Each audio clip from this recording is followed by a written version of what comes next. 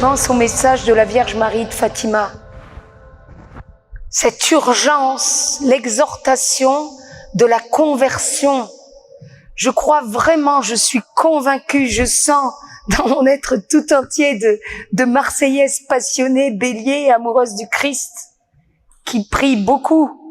Donc, simplement, au titre de femme amoureuse que je suis, je sens l'amoureux, le beau juif se rapprocher de nous, de la terre.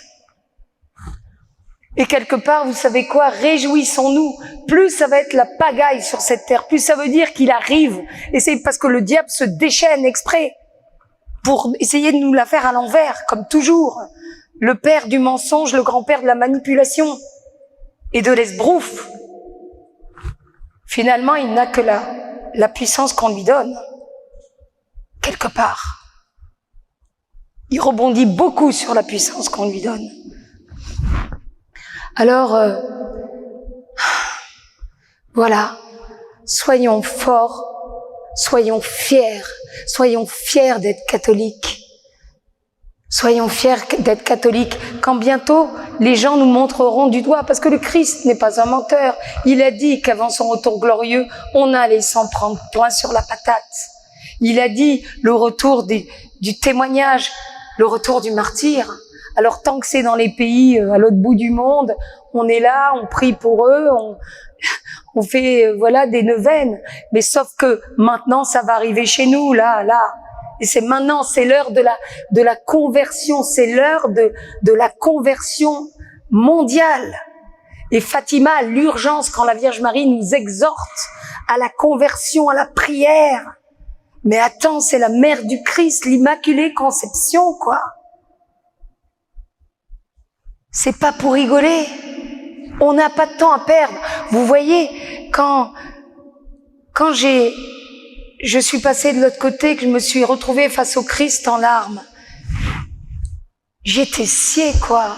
Je sortais d'un rendez-vous avec un producteur qui est très connu, qui a produit David Lynch, Almodovar, qui a eu 4 Oscars aux États-Unis.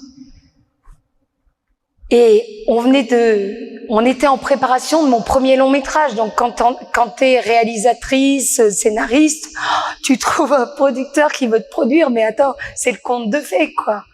En plus, il y avait une grande maison Pathé qui était intéressée pour la distribution et tout, quoi. C'était le rêve, le truc de ouf. Et c'est là, quoi, que j'ai eu cet accident, mais je vais revenir là-dessus. Et je peux vous dire une chose, c'est que on se dit, c'est pour ça qu'il faut être éveillé. On sait que les accidents, que la mort, ça existe. Mais quelque part, on vit tous comme si on était immortels, comme si ça touchait toujours le voisin. Oui, je sais que la mort existe, les accidents, mais inconsciemment, et moi en tout cas, soi-disant croyante et tout, j'étais aussi dans cette vibration-là, quoi. Jusqu'au jour où ça te tombe dessus, et là c'est trop tard.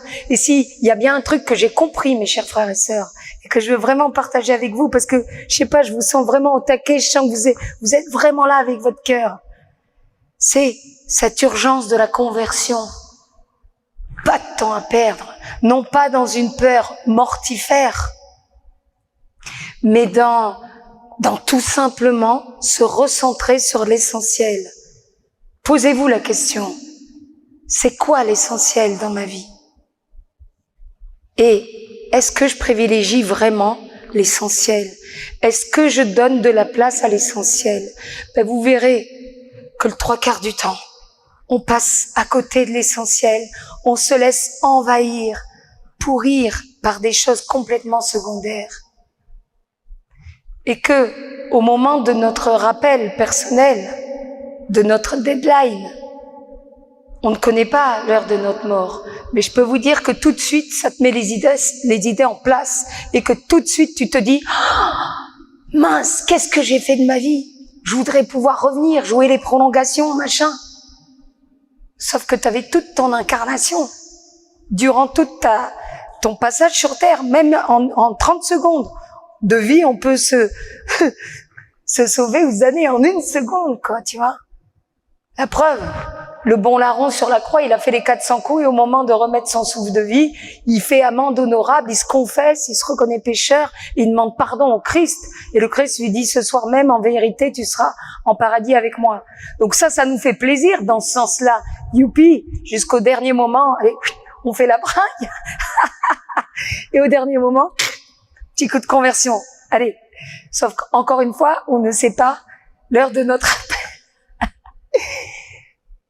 Mais que dans l'autre sens, ça marche aussi. C'est pour ça. Il faut qu'on se réveille. La conversion n'est jamais acquise. On peut faire le bien toute sa vie. Et c'est pas moi qui l'invente. C'est, je sais plus, Père, si c'est dans l'Ancien Testament ou dans des lettres. À un moment donné, le Seigneur dit que celui qui meurt dans un état de péché, peu importe ce qu'il a fait avant, paf, il va du côté à l'endroit peu réjouissant où il y a des pleurs et des grincements de dents. Et celui, le contraire, qui a fait un peu n'importe quoi, mais qui d'un coup a une prise de conscience, en fait, on passe de l'autre côté dans l'état où nous sommes. C'est pas un truc que j'invente. C'est vraiment je me rappelle plus à quel passage, mais on le retrouvera. Donc ça veut dire quoi, mes chers frères et sœurs? Il faut pas s'endormir, nous, parce qu'on se dit, allez, j'ai la foi, je vais à la messe, je dis le chapelet, je fais le caté, j'aide à la chorale, je remplis tout le petit manuel du bon mode d'emploi de Castor Junior Cato. Ouais. C'est pas ça. D'abord, c'est une histoire d'amour.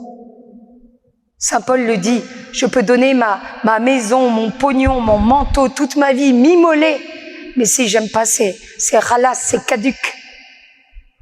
Donc vous voyez, la conversion et les premiers à convertir, c'est nous-mêmes en vérité. Et c'est jusqu'à la fin. Jusqu'à la fin. Dieu, c'est l'anti-endormissement.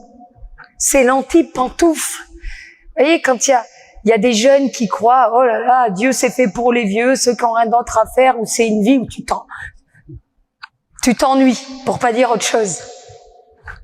Ben c'est tout le contraire. C'est tout le contraire, les gars.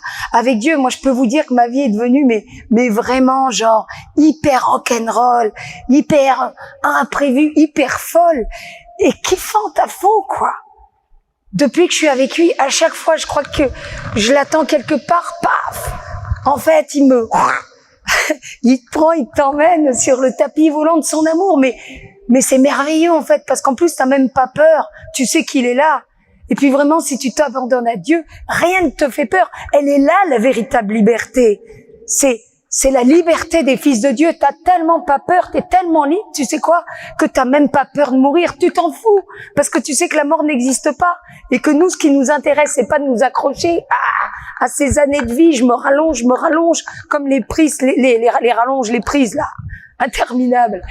Nous, on mise à long terme. En termes d'éternité, ce qui nous intéresse, c'est l'éternité. C'est pas les 3 petits tours et puis s'en vont, même si on vit jusqu'à 100 ans, quoi. C'est d'être dans ce royaume auprès de Dieu, son royaume d'amour, où, comme il le dit, et comme c'est Isaïe qui le dit, la Jérusalem céleste, le royaume de Dieu, où l'enfant jouera avec la vipère, où tu auras le lion avec l'ours, avec l'agneau, c'est la big tough, le truc de fou d'amour, quoi. Elle est là, l'extase, pleinement unifiée en Dieu et par Dieu, grâce à sa miséricorde et grâce à la croix du Christ qui nous sauve. Complètement unifié en lui, dans son amour. C'est un truc, on peut pas l'évaluer.